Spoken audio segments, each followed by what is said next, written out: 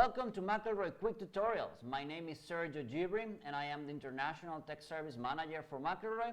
And today we're just going to talk about how to find parts in our website. So if you go to our website, www.mcelroy.com, you can find parts and schematics related to the machine. And there are three main ways how you can do this. Okay, so the first way will be going directly to the machine, the latest machine you have. So if you hit underground construction, let's say you go to Trackstar, and then you go to Trackstar 1200. So if you go to the Trackstar 1200 machine, you can just scroll down a little bit and select, for example, the cylinder force height, select the part number itself, and it will take you directly to the part finders. Here you can just find the part you need.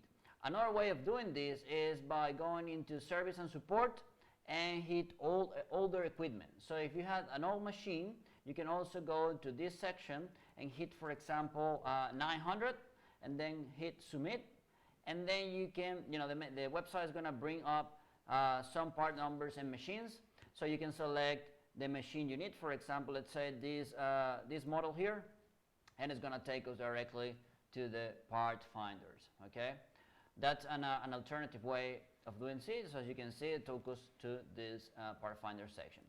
Then another way of doing it is by going into find parts directly.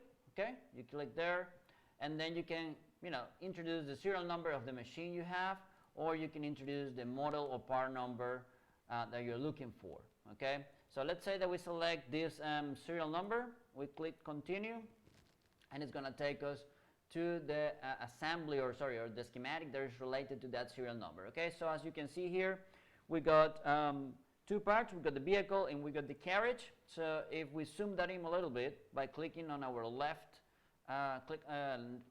button on the mouse, you'll see that item number 1 is related to the vehicle and the item number 2 is related to the carriage. So on the drop-down list below, you'll see item 1 and item 2 and the component number for each of these and the description of them. Okay, so if we go to the vehicle and the item number 1, we click on the component, then the website is going to take us to the next stage.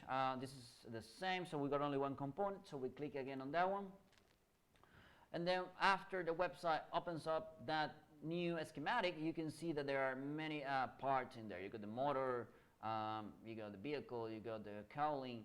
So, but if we want to, for example, find out the electrical schematic of this machine, the first thing that we need to know is we need to know the year in which this machine was manufactured. And why we need to know this? Because we need to select the right print.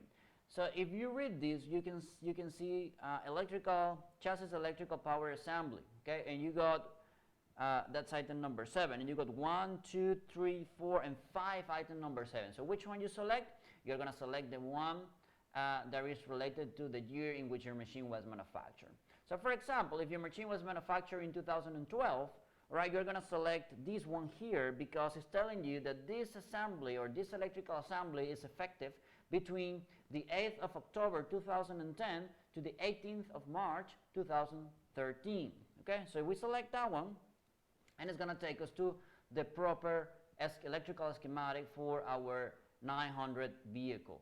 Okay, so once the website shows us the schematic, then we got our electrical print for our T900. Okay, so another thing that I want to show you here is that if we zoom this in, we can see that, for example, item number 26 has a number 2 in brackets. That means the quantity per this schematic. Okay, and also next to the 28th, we also can see a flag with the 4 inside. That just is telling you that you have to go to note number 4 on this schematic and check the information in that note. So if we go to the end of the schematic and you see note 4 attached labeled to outside of the manual pocket weldment. Okay, so I hope this tutorial was useful for you, and we look forward to seeing you soon again. Thank you.